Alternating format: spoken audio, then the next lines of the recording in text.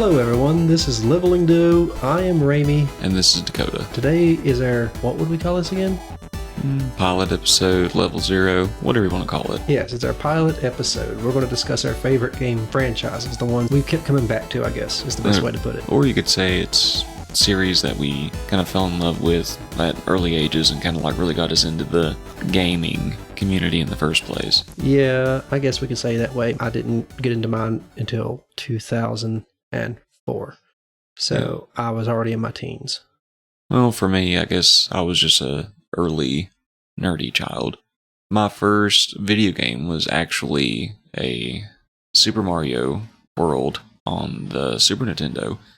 However, the game that really got me into like the love of video games in general was the Legend of Zelda series, specifically Legend of Zelda: Link to the Past. I like Zelda, but my go-to game is Halo, like Halo Combat Evolved, 2001's release. Well, I'm not the only person. A lot of people liked Halo Combat Evolved. Mm-hmm. It started a whole first-person shooter thing. Oh, yeah. Multiplayer and all. Well, Halo kind of revolutionized a lot of gaming mechanics and the idea of how video games were supposed to work collectively with their player base, not just the gameplay itself. Yeah, Multiplayer. I think I played it on multiplayer before. I played it on the school's PC as a demo. Oh, me too. Before I ever got into the game itself. Halo 2 was about to come out before I even got into Halo, before I even got an Xbox. And look at you now. You've got a book collection. You can more or less like give the entirety of the lore of the Flood and... Oh, I love them. I finished the first game, and in between the first and second game coming out, I found out that there was a series of books. The first one being The Fall of Reach, which, if you've played Halo, you know that they made it into a game. Mm-hmm. Not exactly per the book. Yeah, it was not per the book. It was the last game Bungie had a hand in before it became 343 Industries. As for Halo itself, the lore is great if you dig into it. You have to get into the books. The first game didn't go as deep as the books by no means. I don't know if they would have been as much lore if they hadn't got the author they did. I've stuck with the series through thick and thin. It's had its ups and downs. I would say equally so with a lot of Legend of Zelda. Like, it has been, like, in my opinion, fairly well received by all those that play the games, which every game has its ups and downs regardless. The first time I ever had like an issue with a Zelda game, which was for Game Boy Color, it was Legend of Zelda Oracle of Seasons. I'd actually gotten both Oracle of Ages and Seasons respectively, because they were two games that had been released essentially around the same time to kind of help with promoting the Game Boy. Yeah. And they worked with a pretty cool secret system to where you could interact the games with each other through their save files, because I played Ages first, and once you beat the game, you were given a code. And if you went and started a new game in Seasons and entered that code, it would register in the game that you had already beaten the other one, and so it would change game dialogue and some items that you would get and stuff like that playing in-game versus like the vanilla mode. It was kind of like a pseudo New Game Plus, because you didn't like start off with anything special, other than the fact that the game registered that you had already become the hero of the other game, and had now essentially traveled from that realm to this realm and continued your adventure. Because you had, the only way to get the quote-unquote true ending of the games was that you had to play and beat one to completion, get the code, or secret, and then you had to, you play, like for me, I played Ages first, played it to completion, received the secret, started Seasons, put the secret in, so I started the game from there. But then, unfortunately, I soft-locked the game later on and was never able to complete it. So, to get the quote-unquote true ending, I did what any child would do, you know, back in the early 2000s, and I went on the internet and looked up what the code was for if you beat Seasons and started a new game in Ages and played it through that way. Because each of them had like their own respective like last boss that was not Ganon. Cool. However, they were both servants of Ganon. Oh. But if you, spoilers, play through to the end with the secret code, you receive new cutscenes and a couple of new bosses. You beat the final boss in the game like normal. Yeah. But then, because how it registers that you've beaten the other game, and the flame had been lit in that game, it's like, well, okay, well, these two have died. The flames have been lit, so they bring back Ganon anyway. You actually have a kind of a Easter egg fight with Twin Rova, I believe, who is an old boss that was first introduced in Ocarina of Time as the mother of Ganondorf. Oh. And servant of Ganon, you know.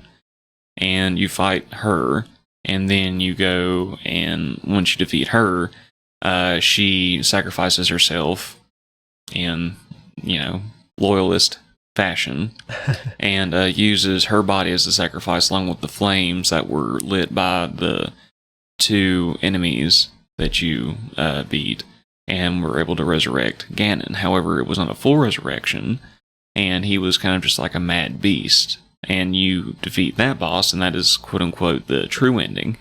And then you receive the Triforce again, and you get transported back to Hyrule.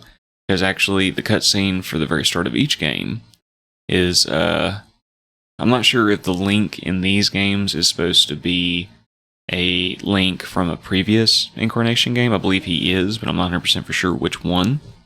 But... you start off with traveling to Hyrule Castle in cutscene fashion on the Game Boy. Yeah. And you walk into the Triforce Chamber because you are hearing a voice calling to you. Well, you go, and once you touch the Triforce, it says that, you know, there's a, you know, such and such land needs you. So they teleport you there. And then you encounter your respective oracle and continue your adventure from there. I did not know any of this. And if I heard it, It's very convoluted, and I know I make it sound extremely convoluted, which, in a way, Nintendo, no offense, has a way of making some of their lore convoluted. I believe there's quite many people that will agree with me on that. I agree. I've heard that it is coming right off the tails of the release of The Legend of Zelda Tears of the Kingdom. Mm-hmm. Which I am currently playing at the moment. Might possibly do a episode one day on talking about it, but I don't really feel comfortable in talking about it too much until I've actually really played it and beaten it. I have beat every Halo game that I've got into, just because I might not have beat them all on every difficulty, which is, you talk about the codes and things at the end. The only way to get a few different cutscenes, perhaps, out of Halo is by playing on, like, Legendary. You get Sergeant Johnson hugging the elite and all that stuff. A different intro in Halo 3, he'll say some different things. And then in Halo 3, they introduced the skulls, like the different things you could do. As in, grunt confetti. When you shoot them in the head, there's confetti. It makes a little cheer for you and confetti flies. And you get the pistol, it's real good at it. Other than that, and the weapons you gravitate towards when you're playing on different difficulties, you need the plasma pistol and the needler kind of thing, or a standard pistol in Halo. Plasma pistol, one to take the shields down, and one to shoot them in the head one time. The lore in early games just wasn't as deep as Zelda by no means. Or convoluted, I'll give it that. You know, there was a big question about how Sergeant Johnson survived the Halo incident in the first game, but it's covered in the book, The Flood, second Halo novel. When it comes to, like, Legend of Zelda as a whole, like, all the games are inherently interconnected with one another, like, through their universe. However, thanks to the creators, I should say. Like, and again, no disrespect to them, but the series, like, I know it's not like, wasn't necessarily their intention with trying to have a lot of people, like, break everything down and try to, like, throw everything together and try to make sense of everything, then demand to have, like, some sort of, like, canonical link between games. Yeah, and, like, everything has to be interconnected with one another. Because, I mean, like, at the end of the day, it is a video game. It's there for entertainment purposes and for them to make money and for you to have fun. With that in mind, like, I don't try to, like, hold the divine timeline up on some sort of pedestal.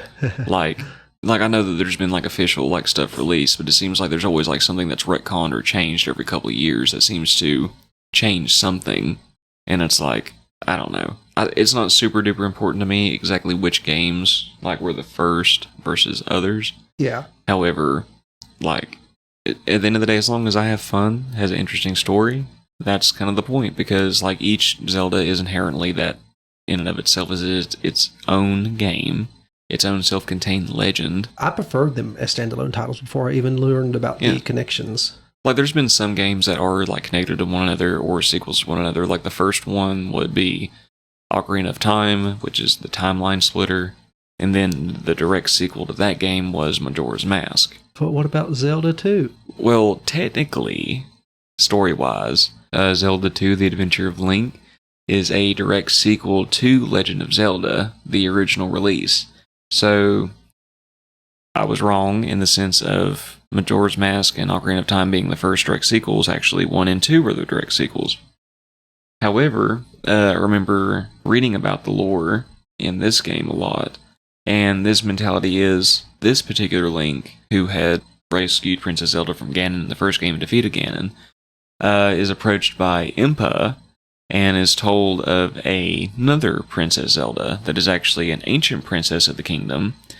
And as that story goes, in royal drama fashion, she was next in line to the throne, but had a jealous brother, which also is, I think, one of the only times I've ever heard of a, royal family having more than one royal heir, because it seems like they only ever have a Princess Zelda, and then that's it. But this prince was jealous of the sister and conspired with a wizard, a dark wizard, as one does, and how the series seems to do, to try to overthrow the kingdom, and succeeded in doing so by placing that princess into a eternal slumber, which also inadvertently also kind of gave her childhood trauma? Gave her like a sense of immortality, like she never aged. Oh, that's not childhood trauma. No. Well, I mean, I guess it is, considering she was going to like put into like a magically induced coma. And then in this adventure, he goes on a quest of, let's see, this is a famous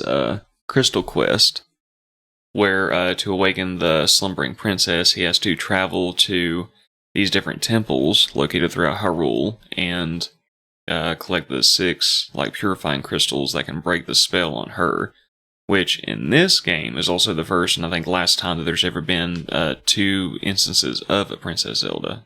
The Legend of Zelda 2, that was the very first direct sequel game in the franchise, which would also mean the very first and second game of the franchise makes sense. But then after that, they kind of went away from the whole mentality of continuation, a cycle that way, and started doing more standalone games. Yeah. But they were still all interconnected.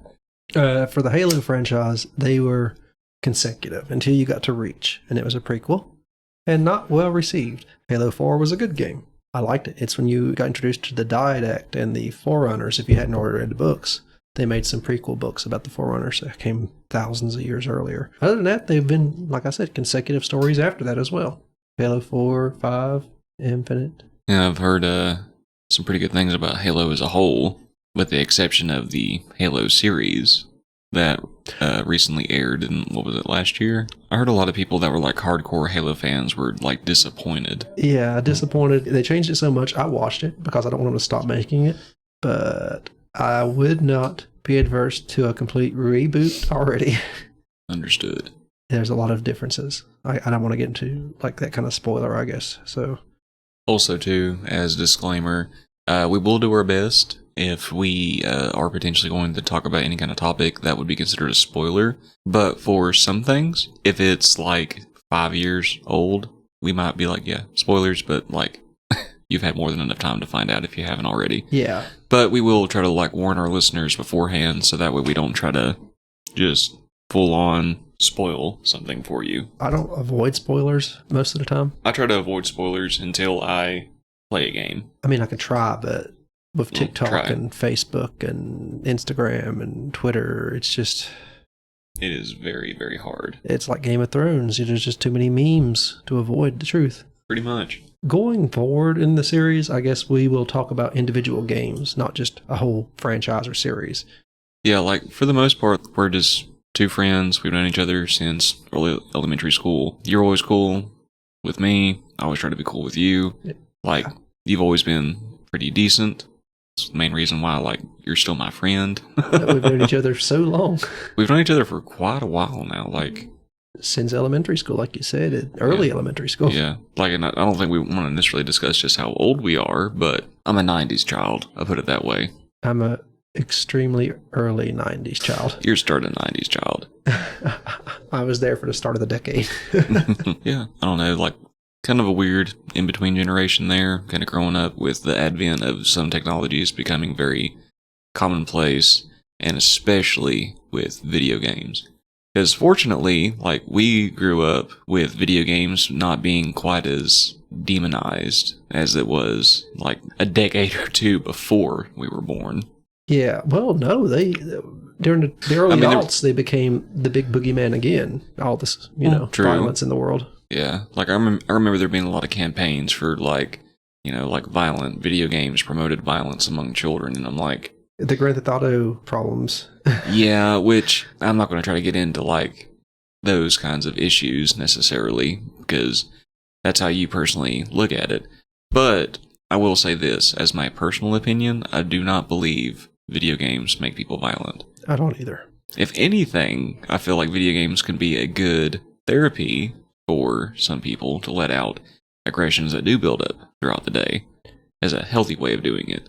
Yes. We don't see enough violent sword-related incidents in the world right now for video games to be a real cause for it. I mean, you just don't see. Well, I mean, like, you do try to, like, some people will, like, try to throw stuff like Call of Duty under the bus and stuff like that because, especially, I mean, don't get me wrong, especially a lot of your listeners out there, if you've been in any kind of online lobby, Yeah. you know that there are trash talkers, people that get so angry, will curse, and just, I don't know. Like, don't get me wrong, everyone can have a bad day, everyone can get frustrated at a game, but at the end of the day, remember, it's still a video game. It's there for you to have fun, be entertained, and if it's making you that angry, then maybe it's time to take a break and come back to it. I have that kind of look on things when it comes to Dark Souls, but that's for a whole other reason. Take a break, come back to it. But now, like, you do have to have a certain level of masochism, I think, to be like a hardcore, like, Dark Souls enjoyer, because you enjoy the aspect of just failure over and over and over again until you get it perfect. Yahtzee Kershaw says, trying to break down a wall with your forehead. I mean, hey, eventually you try hard enough for long enough. Yeah, you do it. You do break through that wall eventually. And I think another good reference for that is one episode of Doctor Who. The billions of years worth of punching the diamond wall. I mean, like, eventually, I mean, like, he did it. The sea around him was full of skulls, too. His. Yeah. Oh, spoilers, I guess. Late spoilers. Yeah, I don't know when for any Doctor Who fans out there. Like, if I have to say, though, if I have to pick a favorite Zelda game out of the entire series so far that I've played, because I haven't played them all. There were several on the DS I did not play. Did not play Skyward Sword on Wii. Did not play Wind Waker on GameCube. But my favorite of all time so far is Twilight Princess. And mainly for that, I guess you could say, is just because I enjoyed the kind of darker tone that the overall game world had. And I thought at the time it was extremely refreshing for me as someone that, I don't know, like, I usually in school, like, I wasn't necessarily like one of the gothic or emo kids, if you want to call, label like that. But I was a Edgar Allan Poe fan and stuff like that, so a little bit the dark and macabre I always thought was a little bit more realistic, and I kind of liked the mentality of it being a little bit more gritty and, throwing some, like, extra feelings and stuff into the mix, with it not being so much just, oh, boy goes on adventure to save princess from big bad.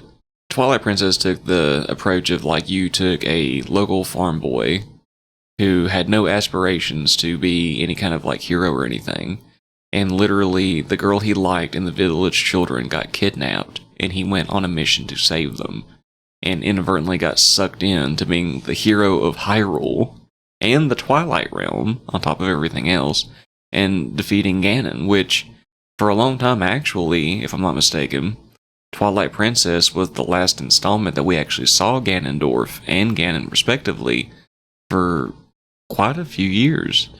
I believe Breath of the Wild was the first we had seen of a Ganon in a while, which they changed it to Calamity Ganon. Yeah. And then now with Tears of the Kingdom, the new release, this is spoilers for anyone that has not somehow seen the trailer that they have been playing over and over and over again, you know, like since the last time they talked about it for like, what was it, a year ago, 2 years ago, when they like were released that trailer. It was constantly showing up, and we finally have Ganondorf back. Ginger and all. Yeah. Or as the internet likes to call him, Ganondilf. I've heard that. He gets real buff, like... Well, he goes from like withered mummy to like he Emotep. he rehydrates. Yeah. Like fully rehydrates. He sits back there and just drinks nothing but like 10 gallons of sugar water. And just go. It happens so quick, from what I gather. I haven't seen the whole thing. I've avoided a lot of the later game footage. Well, I mean, like as a Legend of Zelda fan, like I'd have to say that more than likely the Triforce of Power has something. It's his sugar water. My favorite Halo has been Halo 4. It was a much deeper story than you get out of the Halos, which are first-person shooters. You don't have to have a lot of It doesn't story. have to be like a in-depth RPG storyline where there's like a whole multitude of legends and lore and everything. I mean, like, as long as the info's there and it progresses the story, that's the main thing. Yeah, you had things like Medal of Honor who tried to have stories. Did a pretty good job, but it's all the same story mostly. It's World War II days back then. And then you had Doom, first-person shooter, and Quake, which had some semblance of a story. A slideshow with a single line of text before you popped into somewhere else usually. Something like that, that kind of story. And then Halo had some. Halo 2. Halo 3 had some good story going to it. And then Halo 4 just blew it out of the water. Halo Reach tried to do that in Noble Team. People liked them, but they did not like the story. And for no other reason, they put Dr. Halsey, the creator of the Spartan program, in Halo 4. And she's just as sassy as she is in the books. Spoilers, like one thing I was always kind of sad about as far as Halo goes was the betrayal of Cortana. Oh, yeah. And that whole like part of the story kind of going down. Like, I don't know every single detail to it, but just in what little bit that I've seen, I don't know, it's just, I think it's like one of the saddest moments of the franchise, because at that point, like, you just constantly ask yourself, like, why? Which, I mean, like, you do find out why. Yeah. But at the same time, you're like, damn. Yeah. She had something of a redemption arc in Halo Infinite, a little bit, kinda. A little bit, but... I liked Cortana, but I was always in it for Master Chief. I mean, I won't lie. I know, buddy. Like, considering that you have, like, a life-size replica of his head up on your bookshelf. I have the original Halo 3 Collector's Edition Master Chief helmet containing the Halo 3 games from release night at my local GameStop. Mm-hmm. I know there's newer ones out. No, this is the original. The visor is starting to fade a little bit in bad ways. I've tried to take care of it. I got it in my bedroom. I can sit and look at it all the time. There's a big difference in there. What we would say are the genres that got us into the games world. But yeah, like they done what they were supposed to. They got us into a world that was outside. Yeah, and then like beyond there, like I'm like a big RPG fan personally, but that doesn't mean that I play only exclusively RPGs. Mm. You know, like I've played a few shooters, I've played a few hack and slash, a few platformers. You know, like I've got my Marios, Spyros, Sonic, Jak and Daxter, definitely a few racing games. I was a big Burnout fan back in the day. I mean, like, not hating on Need for Speed too much. Just, I was a Forza guy. Well, I mean, like, I mean, I like Forza too, but I mean, just with Burnout, I just like the mentality because it was just nothing but go really fast, and then you just kind of crash and wreck. I think the first driving game I ever tried was on, I can't remember what PlayStation it was, one or two. It was Driver. That's what it was called, and you. Well, my very first driving game ever was actually Crazy Taxi. Oh, no. Now that is a game. I don't know anything about it. It's just the name of it. I think I've heard the name. Literally, like, it was a arcade game. That, like, I'd play, like, when I go to the movies or the local mall and stuff at their arcade there. But the whole premise with Crazy Taxi was that you just drove around as fast as possible. Like, you would stop, pick up people. But you're on a constant timer. And so the name of the game basically was to, like, play for as long as possible. So, and every time that you would, like, pick someone up and drop them off, you would make money, and you would get time added to your stuff. Yeah. And also, too, as you drove through the environment as well. But, like, when I say Crazy Taxi, like, you're going, like, 80 miles an hour, and then you hit, like, a hill, and then you go airborne. You're just, you know, like, you should be dead, the passenger should be dead, but it's a video game, so you're not. And the entire time is your passenger is just complaining constantly about your driving and the fact that they're in a hurry. They can't have it both ways unless they want to hire something. It's a video game. Yeah. What can you expect? And then they made a clone of that game that was a Simpsons. I have seen that. I went to my cousin's house and he had that and was playing it. So I remember that. That was basically just like a Simpsons clone of Crazy Taxi. Okay. Same premise, just everything was Simpsons. He was hopping around. Was it Springfield? Mm-hmm. Yeah, that's where he was driving around, all these iconic people. But I'll let you on a secret. I've never watched a full episode of Simpsons. I've only watched the movie. It's kind of so iconic, it's hard to not know a little about it. Yeah, like Simpsons growing up, I watched a few episodes here and there, but I was more of like a Cartoon Network Toonami kid back in the day. My mama raised me watching scary movies. Yeah, I didn't watch too many of those growing up. My family wasn't big on the whole horror, dark genre. A little religious, so they kind of viewed it in a certain light. So I was late to the game. Well, it didn't traumatize me. At least I don't recognize any kind of trauma in myself. I wasn't afraid of the dark like most kids. That might be because I was just introduced to that kind of stuff early and it didn't bother me. The only thing that used to really bother me when I was little was clowns, and then I kind of like grew out of that. Just as like a disclaimer for some of our listeners, like we are going to be talking about like games from our childhood, but we are going to be talking about like just games in general that we have played throughout our time gaming. And recently we have gotten into a lot of tabletop RPGs. So Yeah. at some point we may end up switching over and doing an episode or two on our favorite tabletops, going from there. Another podcast I'm on called Brother Knows Quest. It's a podcast with my sister, Beth. And if you want to listen to it, I'll put the links in the description of this episode to the website. You can use your favorite podcast provider to find it from there. Yeah, you guys should definitely check them out. They do a pretty decent job. They're kind of a hoot. We try. Me and my sister Beth also have another podcast called Horrific History and Hauntings. It's about all the things that the history books don't include. It could be ghost stories, which of course shouldn't be in history books, or terrible events that's happened, or weird bits of history that we feel they should be covered. We try to make it funny. You can also find that link in the description below. But yeah, essentially, Duo Leveling will simply be a podcast about me and Raimi sitting here reminiscing about games that we played from the past, fun times, good times, bad times, things that we like, things that we don't like, and just kind of sit here and conversate about it. We're just two friends talking in a podcast, talking about games we like, and trying to have a good time while we're doing it. I had some really good games I can't wait to talk about. Me too. Alright guys, well, thanks everyone for listening this week. This has been our pilot episode of Leveling Duo. Again, this is Dakota and our co-host, Raimi. Hopefully you guys enjoy listening to us and tune in every week. We're going to be trying to have an episode drop every Monday, so that way you guys can tune in, listen with us, and feel free to leave comments, suggestions for future episodes. We definitely want to hear your feedback. I have a Twitter set up for this account. It's a podcast network. It covers all the podcasts I'm in. It is Gruesome Gaming G. That is the Twitter handle. Excellent to hear. It doesn't roll off the tongue, but it'll cover the bases. Well, again, guys, thanks again for listening. I hope everyone has a wonderful evening, wonderful day, wonderful morning, depending on like where you're at and when you're listening. This has been Leveling Duo. Don't forget to save your games, level up, and have a good time. See ya.